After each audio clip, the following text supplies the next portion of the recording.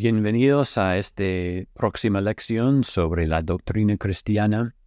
Y seguimos en esta lección hablando del Dios el Padre. Y aunque recordamos que todos los hechos de Dios el Padre también son los hechos del Dios Trino. Entonces, aunque estamos hablando de las obras del Padre, no es que el Padre obra de forma distinta, pero siempre la Trinidad obra en armonía y en perfecta unión. Así que en esta lección en particular queremos considerar las obras de Dios, su providencia en la creación y en la salvación. Bueno, comenzamos con la providencia. Como dice la Confesión de Fe de Londres del 1689, la providencia de Dios es que Dios, el buen creador de todo, en su infinito poder y sabiduría, sostiene, dirige, dispone y gobierna a todas las criaturas y cosas, desde la mayor hasta la más pequeña. Entonces, estas cosas, Dios sostiene, dirige, dispone y gobierna a todas las cosas. ¿Y por qué fin? ¿Por qué Dios hace eso?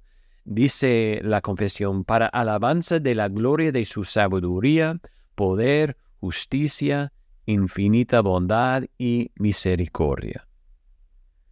Bueno, podemos ver una imagen de la providencia de Dios en el libro de Esther, ¿no? Esther es un libro un poco extraño en la Biblia. Nunca se menciona a Dios por su nombre. ¿Cómo podemos tener un libro de la Biblia que nunca menciona a Dios? Pero es así con Esther. Y aunque nunca encontramos que se menciona su nombre, ciertamente Dios está presente en este libro. Identificamos presencia a través de su providencia. Dios hace reina a Esther y la pone en una posición para que ella pueda convencer al rey de salvar a su pueblo, los judíos. Y no solo eso, por su providencia, Dios hace que Esther se acerque al rey en el momento justo. Entonces, Dios convierte una situación que iba a terminar con la destrucción total de los judíos en una victoria total para el pueblo de Dios. Entonces deberían leer este libro y ver la providencia de Dios. También podemos ver la historia del sacrificio de Abraham, de su hijo Isaac, ¿no? Recuerden esta historia. Y Dios llama a Abraham a llevar a su único hijo, Isaac, a la cima de la montaña y ahí sacrificarlo. Bueno, esto es un llamado terrible, quizás imposible para nosotros. Cualquiera que sea padre puede entender lo imposible que sería esto, ¿no? Pero más allá de eso, el hecho de que Dios le había prometido a Abraham que a través de este hijo tendría muchos descendientes que vivirán en una tierra prometida y que serían una bendición a todo el mundo, ¿no? Así que parece que Dios le está pidiendo a Abraham que no solo sacrifique a su hijo, sino que también pague las promesas de Dios. Y hay un momento cuando están subiendo la montaña, cuando Isaac le pregunta a su padre, bueno, padre, aquí están el fuego y la leña, pero ¿dónde está el cordero para el holocausto? Tenemos todo, pero hace falta el cordero, algo para sacrificar a Dios. Y escuchen lo que dice Abraham. Dice, Dios proveerá para sí el cordero para el holocausto, hijo mío. Dios proveerá. Y bueno, ya conocemos el resto de la historia que Dios sí proveyó un sustituto. Y la doctrina de la providencia de Dios está conectado con esta esperanza, con la esperanza del pueblo de Dios, de que Él los librará de la muerte mediante la provisión del sustituto, es decir, su Hijo Jesucristo. Dios sostiene, dirige, dispone y gobierna a todas las criaturas y cosas. Vemos esto en la creación, es decir, vemos la providencia de Dios en la creación. Entonces vamos a hablar de la doctrina de la creación. Pero antes de eso es importante aclarar una cosa. Si Dios dirige y gobierna todas las cosas, la pregunta es, ¿por qué hay maldad en este mundo? ¿O cuál es la relación de Dios con la maldad? ¿Dios causa el mal? Si es la providencia de Dios, si Él dirige, gobierna todas las cosas, ¿Dios causa el mal o no tiene el poder sobre el mal?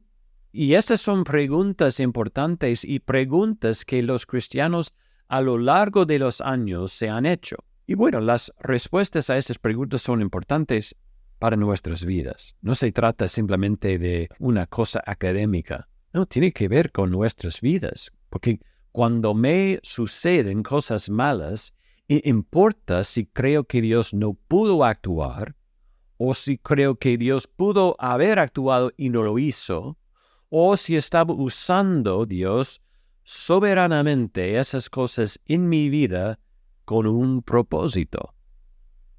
Entonces, estas preguntas golpean el corazón de lo que creemos acerca de Dios, sobre su bondad, ¿no? Ya hablamos de este atributo. Sobre su providencia, sobre su misericordia.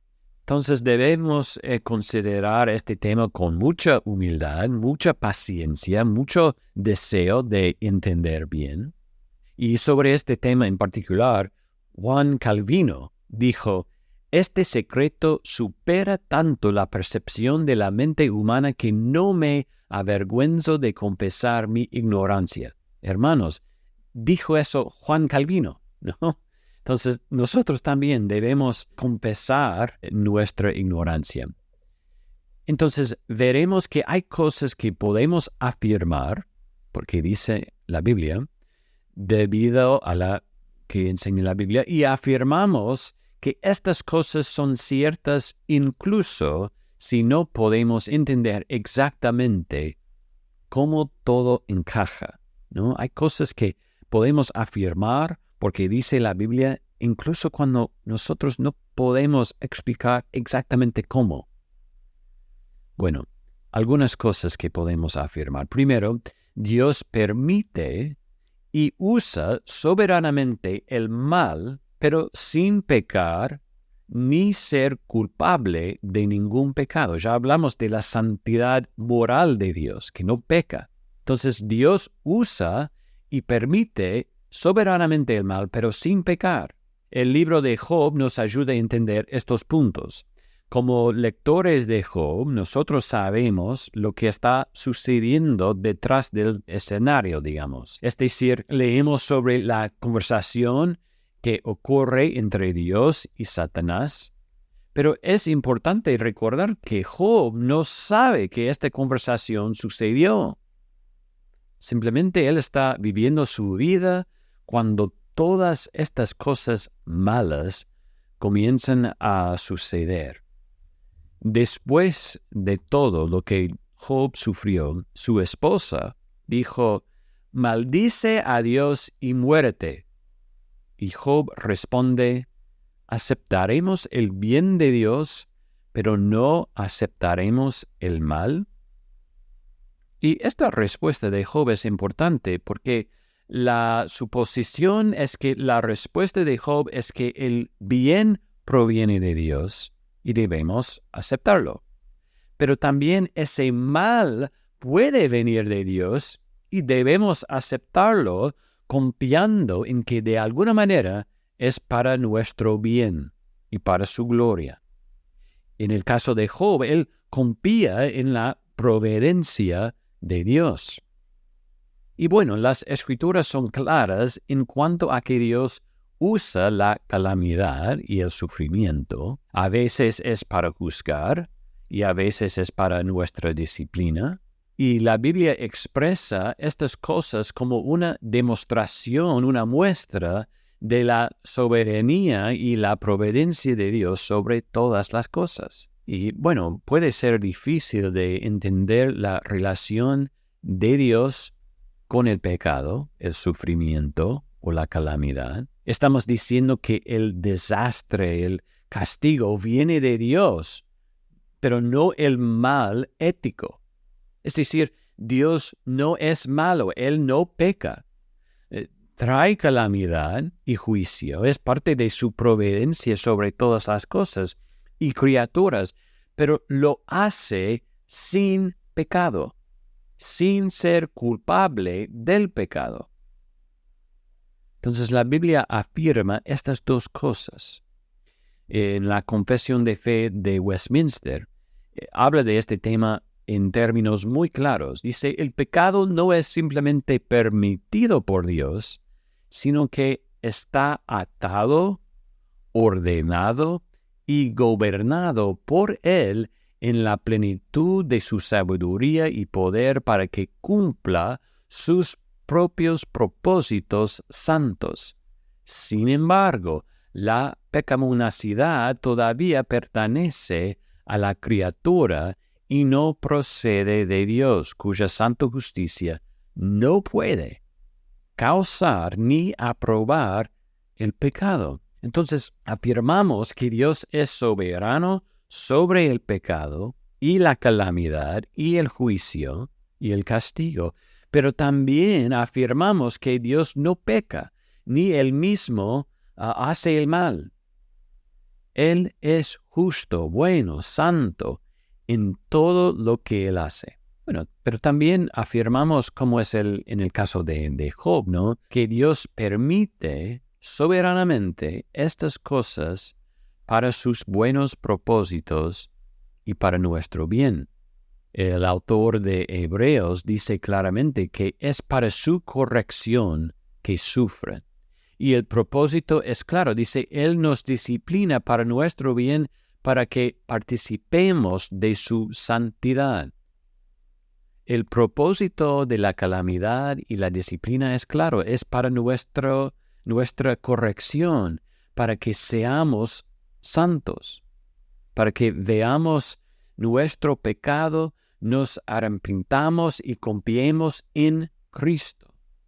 Es evidencia de la misericordia y la bondad de Dios que disciplina a su pueblo. Y la verdad es que eso debería animarnos.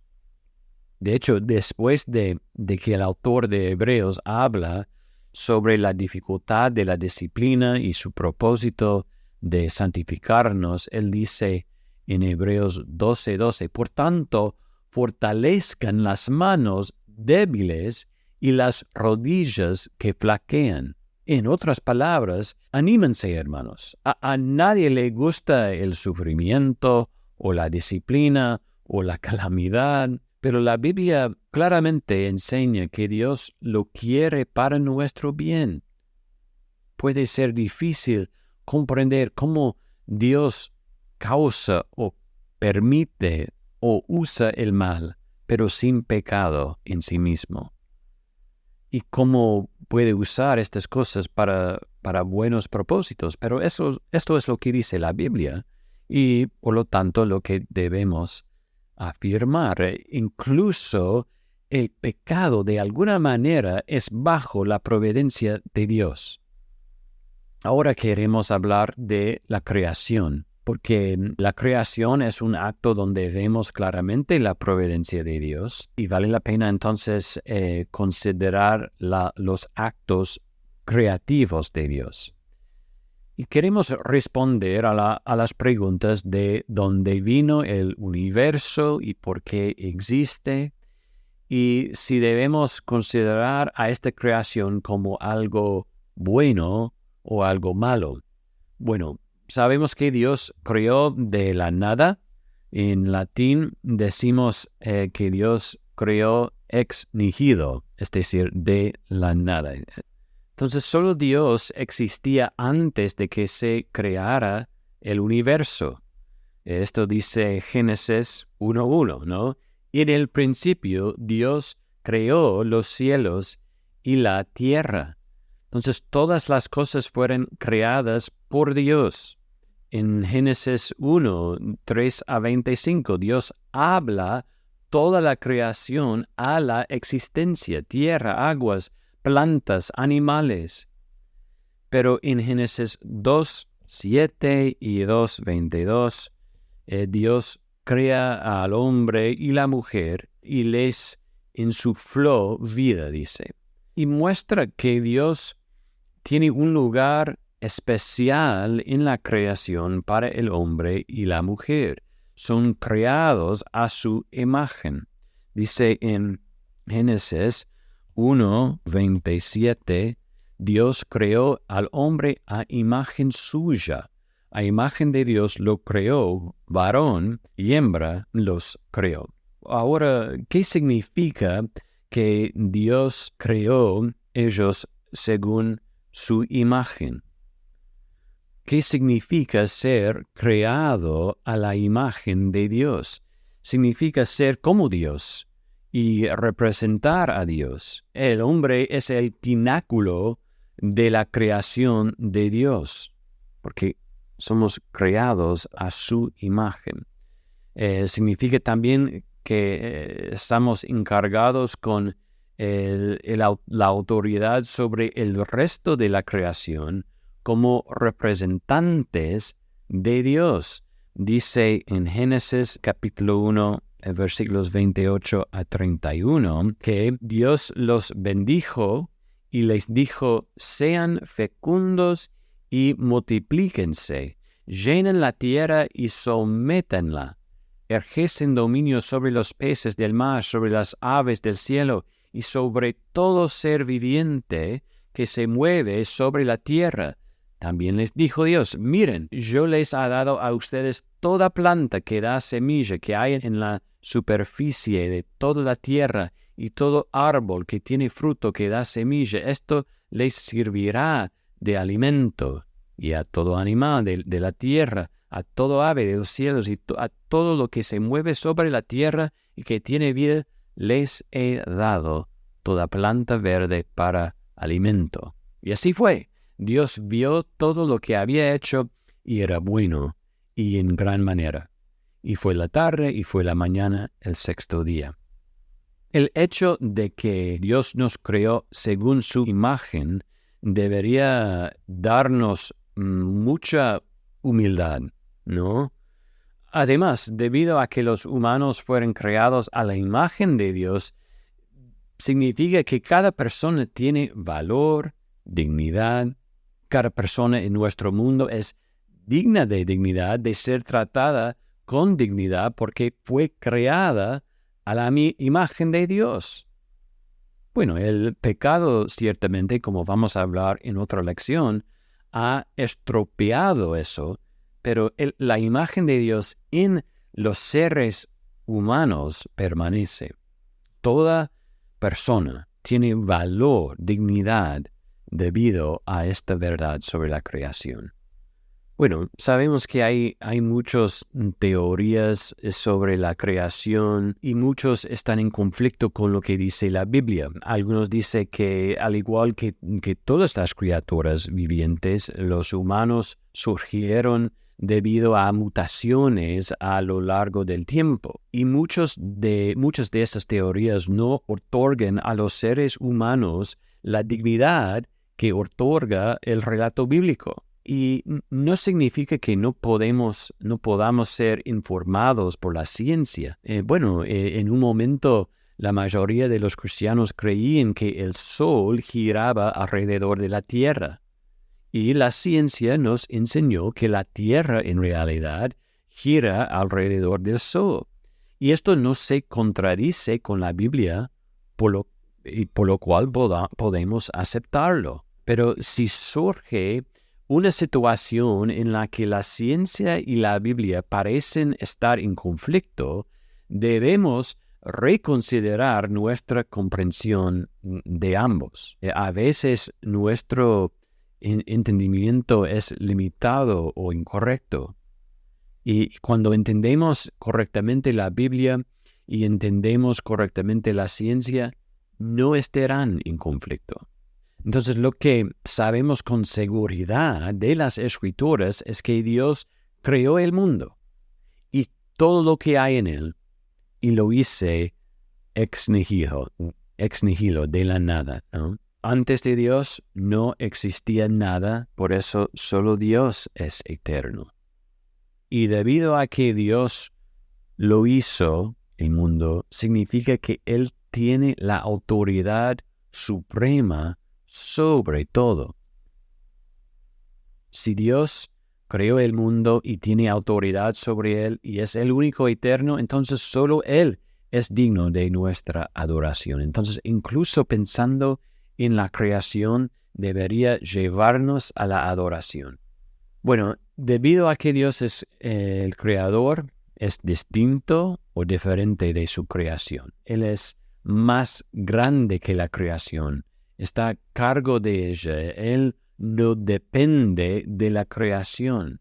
Pero esto no significa que Dios no esté involucrado en la creación. De hecho, Dios está muy involucrado en el mundo. Dice en Hechos capítulo 17, versículos 24 a 28, el Dios que hizo el mundo y todo lo que en él hay, puesto que es Señor del cielo y de la tierra, no mora en templos hechos por manos de hombres, ni es servido por manos humanas, como si necesitara de algo, puesto que Él da a todos vida y aliento y todas las cosas. De uno solo Dios hizo todas las naciones del mundo para que habitaran sobre toda la superficie de la tierra, habiendo determinado sus tiempos y las fronteras de los lugares donde viven, para que buscaran a Dios, y de alguna manera, palpando, lo hallan, aunque Él no está lejos de ninguno de nosotros, porque en Él vivimos, nos movemos y existimos, así como algunos de los poetas de ustedes han dicho, porque también nosotros somos linaje suyo. Entonces, nuestro mismo aliento, nuestra existencia depende completamente de Dios. Entonces, de esa manera, Dios está muy involucrado en la creación, a pesar de que Él es distinto de la creación. Y esto es simplemente la providencia de Dios, que Él provee todo lo que necesitamos. Aunque es distinto, Él gobierna, sostiene todas las cosas. Lamentablemente, algunas personas ven a Dios como un relojero, ¿no? Como si Él creara el reloj, lo pusiera en marcha y luego retrocediera y ya no estuviera involucrado. Pero eso no es la imagen de Dios que explica o pinta la Biblia. Él está cerca. Como dice en Salmo 46, Dios es nuestro refugio y fortaleza, nuestro pronto auxilio en las tribulaciones. Él está cerca. Y bueno, hermanos, esto debería darnos un gran consuelo. Dios es mayor que la creación, pero está involucrado en la creación. Esto es la providencia de Dios. Entonces, no hay nada que esté fuera de su control. Puede parecer que el mundo se viene abajo a nuestro alrededor. Los desastres naturales pueden estar a nuestro alrededor, pero no tememos porque conocemos al que los creó y Él está cerca de nosotros.